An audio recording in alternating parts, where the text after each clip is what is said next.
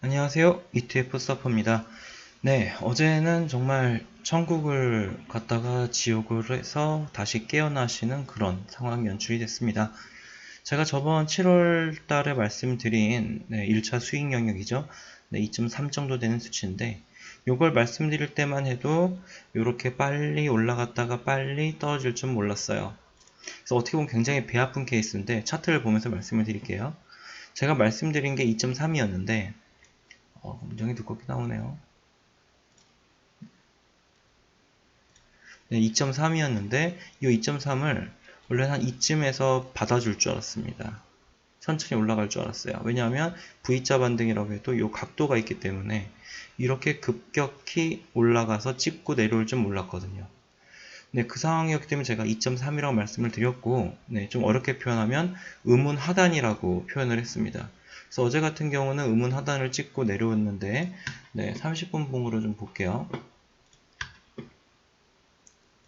30분 봉으로 보게 되면은 어제 2.33까지 올라갔었죠. 여기를 한 번, 두 번, 의문 하단을 두 번 테스트했어요. 두 번 테스트하고 쭉 밀리는 모습을 보여줬습니다.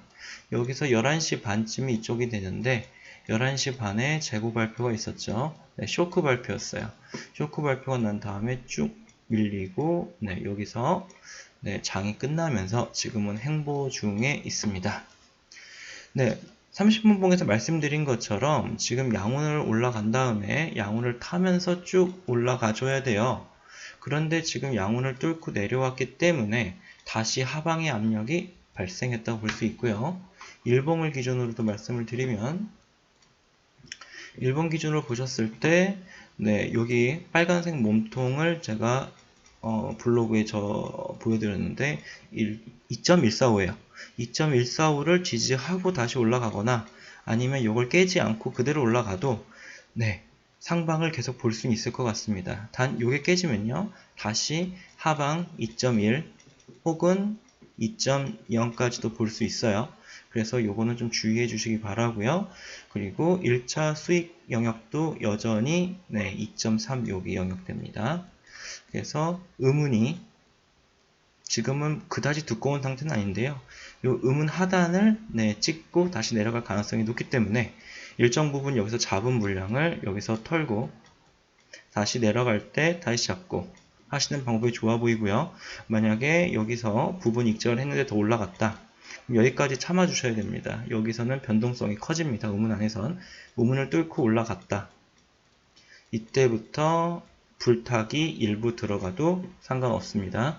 의문 같은 경우는 뚫고 나가게 되면 보통 2에서 3%는 기본적으로 가스 기준이에요.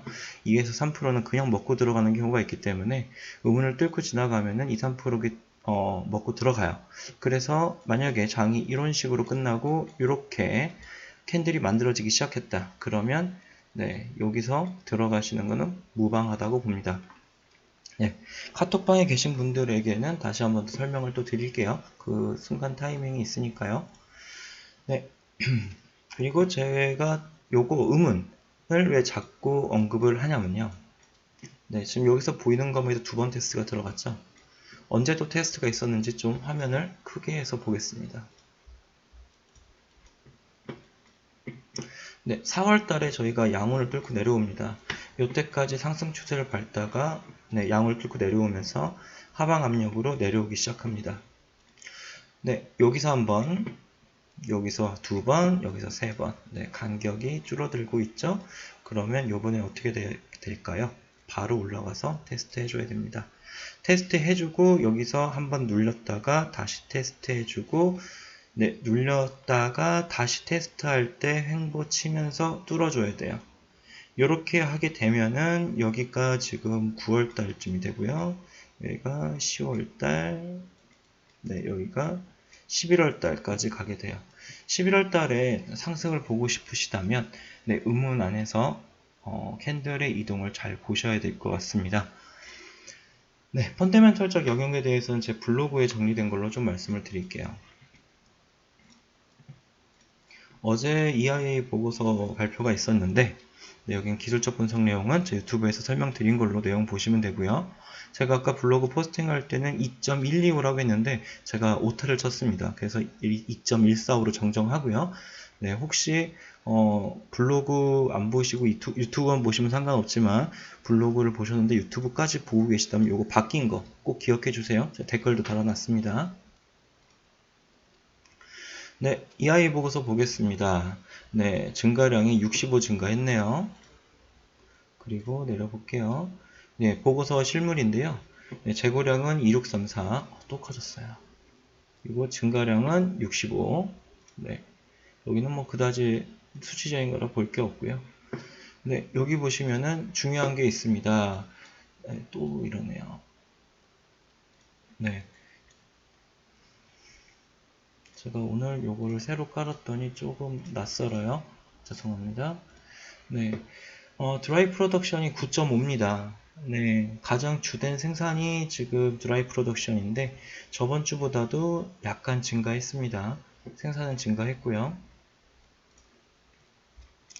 네, 소모 보겠습니다. 소모는 발전은 줄어들었고 산업은 증가했어요. 이 산업 부분을 이제 중점적으로 봐야 될 시기가 숄더 시즌, 즉 9월에서 10월까지입니다. 네, 9월에서 10월까지 보게 되면은 이 시즌에는 난방도 없고요. 전기도 별로 안 씁니다. 그래서 이제 산업 쪽이 가장 받쳐줘야 될 영역인데 이 부분이 줄어들게 되면은 일종의 R이라고도 볼 수 있어요. R, 침체죠. 리세션을 나타나기도 하는데 다행히 저번 주보다 증가하고 있고요. 작년하고 비슷한 수준으로 결과가 나왔습니다. 네, 그리고 이제 날씨를 보기 전에 제가 CDD죠. CDD를 보여드렸는데 원래 예전 예보 같은 경우는 이 그래프가 이렇게 돼서 이렇게 타고 가는 그래프였거든요. 근데 또 그래프가 또 내려왔어요. 무슨 펀더멘털이 하루가 멀다 하고 계속 바뀌어요. 예, 예보가 좀 어려운 건 알겠는데 예보가 이렇게 춤을 추게 되면요, 투자자들이 방향을 잡기 어렵습니다. 기술적 분석을 어느 정도 받쳐주면서 뭐 투자하시는 분들은 상관없는데 펀더멘털 보고 있다가 오전에 발표된 거 보고 네, 우리나라 시장에서 ETN 샀어요. 근데 오후 시장 시작하니까 갑자기 펀더멘털이 꺾여버려서 물려버립니다. 엄청 골치 아픈 거예요. 꼬입니다. 계좌가 꼬여요. 물론 기술적 분석도 100% 발라낼 수 있는 건 아닌데 좀 아쉽다는 거죠. 그리고 이제 유럽 모델 같은 경우도 지금 약간 상방 지지자들에게 희망을 주고 있다가 단숨에 꺾여버렸어요.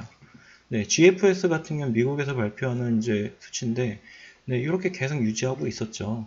이 CMW 같은 경우도 계속 이 수준과 비슷하게 GFS 비슷하게 유지가 되고 평년 수준으로 계속 유지가 됐다면, 글쎄요, 투자를 안 하셨을 분도 계시지 않았을까요?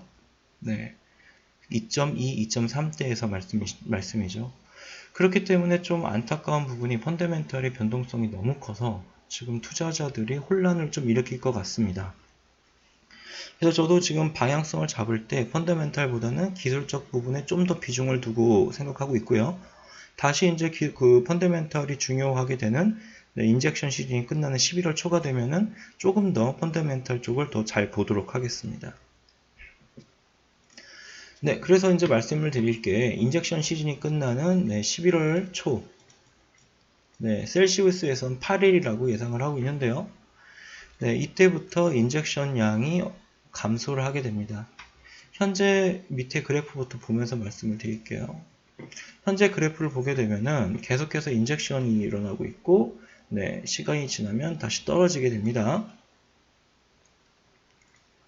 네, 떨어지게 되는데 예전에 셀시우스에서 예상했을 때는 9월 달에 여기 5년 평균과 터치한다고 했었는데 다행히도 지금 11월쯤으로 연기가 되어지는 모습이에요. 그래서 지금 재고 증가량이 이렇게 증가를 하다가 11월 달에 터치를 하고 인젝션 시즌이 끝나니까 재고 증가량도 감소하겠죠?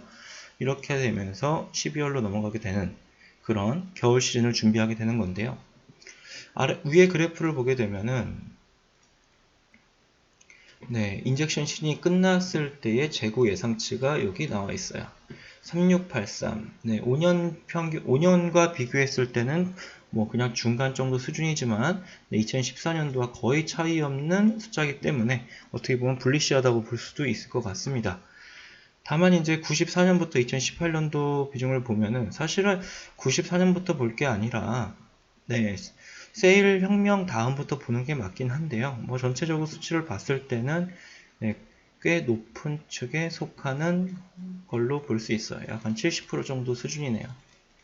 네, 사실은 이 내용보다는 이 내용을 좀 중점적으로 가져가시는 게 좋을 것 같아요. 세일 혁명 뒤에 14년은 좀 아쉽지만 2010년 이후부터 봤으면 좋겠지만요. 네, 좀 신뢰도가 높은 건 이 데이터가 아닐까 싶습니다. 네, 내려볼게요. 정리입니다. 서퍼의 생각 말씀을 드릴게요. 기술적으로 음운 하단을 때리고 바로 추락했습니다. 아쉽게도 한국 ETN 투자자들에게 2.3 숫자를 보여주지 못했어요. 네, 9월물 기준 2.145를 버티면 다시 상승으로 볼 수도 있고요. 2.145 이하로 밀리면 다시 더 낮게 본다. 그러면 2.1대 이하인 2.0대로도 갈 수 있다 라고 보실 수 있고요. 펀더멘털 예상이 천국과 지옥을 너무 왔다 갔다 합니다. 예보의 그 변동성이 너무 크기 때문에 이걸 믿고 현재 투자하기엔 좀 어려워 보이고요. 기술적 분석, 네, 그 일기예보, 그 다음에 재고량을 좀 총괄적으로 보시면서 네, 여러분의 생각을 정리했으면 좋겠습니다. 펀더멘털 아예 보지 말란 얘기가 아니고요. 요거 펀더멘털만 딱 보고 들어가기에는 위험한 시기라는 표현입니다. 네, 아쉽게도 기술적 반등이라고 볼 수 있을 만큼의 상승이 보여진 것 같고요. 네, 2.3 기준으로 우리가 매도할 수 있는 타이밍이 나왔으면 좋았을 텐데 그 점이 좀 아쉽습니다.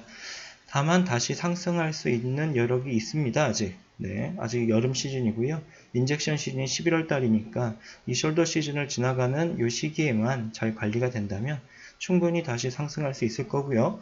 겨울 직전에 그 재고량이 그렇게 높은 편이 아니기 때문에 겨울에는 좀 따뜻하게 보낼 수 있지 않을까 생각도 합니다. 네, 오늘도 감사합니다. 좋은 하루 되십시오. 고맙습니다.